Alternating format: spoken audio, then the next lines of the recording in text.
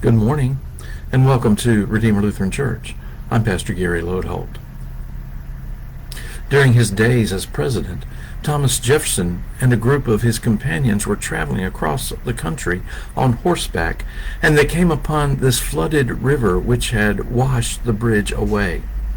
Each rider was forced to ford the river on horseback, fighting against the deadly currents. One traveler, not part of the group, was watching from a distance. After seeing several people cross the river safely, the stranger wandered up to the president, tapped his boot, and said, "Can I have a ride across the river?"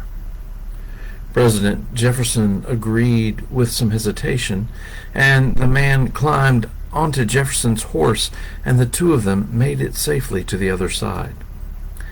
As the stranger slid off the back of the horse to dry ground, another man in the group looked at him with incredulity and said, "Why on earth would you ask the President of the United States for a ride across the river?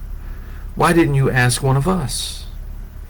And the man was shocked and said, "I had no idea that he was the President of the United States. All I knew is that written upon some of your faces was the word no, but written upon his face was the word yes. And I needed a yes face today." Oh, how often we need a yes face to help us in life. This week, as we approach Pentecost Sunday, we are talking about the Holy Spirit. Jesus calls the Holy Spirit the Paraclete, a word that is notoriously difficult to translate into any single English word. Paraclete has many nuances of meaning. On Monday, we talked about how some versions of the Bible translate it as advocate, like an attorney. And yesterday, we saw another translation of counselor. One of the newer translations, the English Standard Version, uses the word helper. I think one way of understanding the word helper is to think of the Holy Spirit as having a yes face. I think if we looked up helper in a dictionary, it would simply say one who helps. Sometimes I think it's better to look up words in a thesaurus to gather a wider range of nuance and meaning to words. When I look up helper in my thesaurus, I find all sorts of interesting words that might describe the Holy Spirit.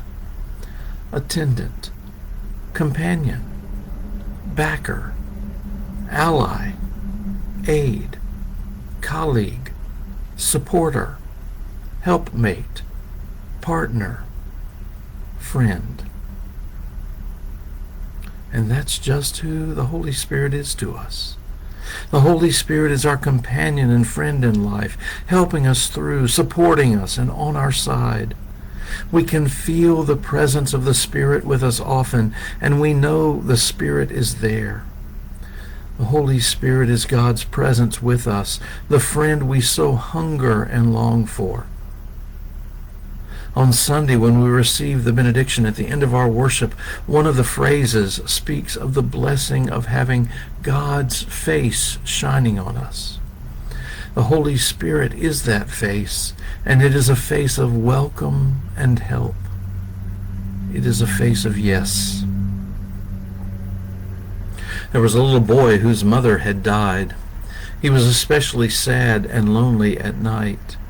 He would come into his father's room and ask if he could sleep with him.